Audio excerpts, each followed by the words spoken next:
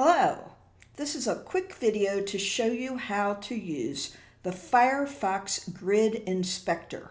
Now, you probably know I'm a big Chrome fan, but this Firefox Grid Inspector is really great for troubleshooting your CSS grid code. So how do you open it? How do you use it? Well, you've got Firefox, and I've got an example grid layout here. And you go to Tools in the menu bar at the top, and you choose Web Developer, and then you slide over to Inspector. You open the Inspector, and it'll probably come in at the bottom of your screen like mine did. If it comes in at the side like this, you can change it to the bottom with this little corner thing. So go to the bottom. And after you have this toolbar open, you want to make sure you're in Inspector, not Console, not one of the other ones. And over here on the right side, you want to make sure you're in Layout. And let me just grab this little edge and pull it up so that we can see more.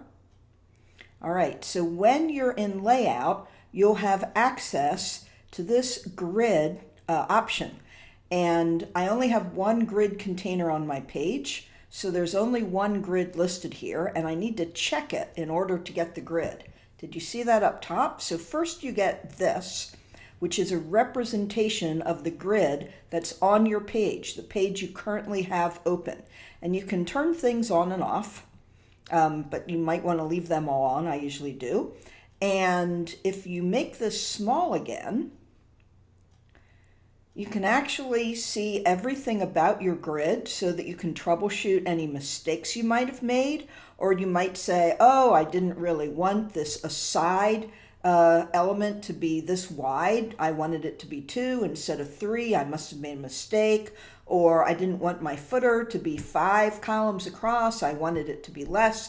So you can literally see the underlying grid, and you can see how your elements span across. And these elements, if you wonder why they have names, such as stuff 1, stuff 2, and stuff 3, it's because I gave them grid area names in my CSS. So this is an important part to using grid. If you're going to do a complicated grid layout, you want to use these grid area names. It'll help you. And let's see, I think one last thing about the Firefox Grid Inspector is you can also, in the options, you can also pull it out as a separate window. So if you're on a laptop like me and this makes it easier for you to use, you can make it narrower than that. And then when you're on your window, you'll see only your entire window. And then you can use the window menu to flip back and forth and get your developer tools back and examine it this way.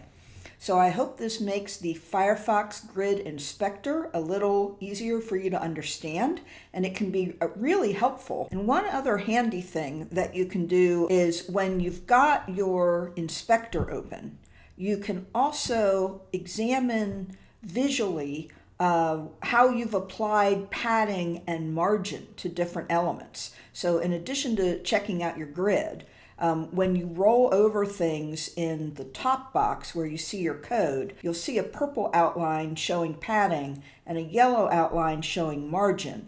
And of course that fits with the box model, right? So there's an example in the inspector that shows you that padding is indicated with purple and margin is indicated with yellow and border is indicated with gray.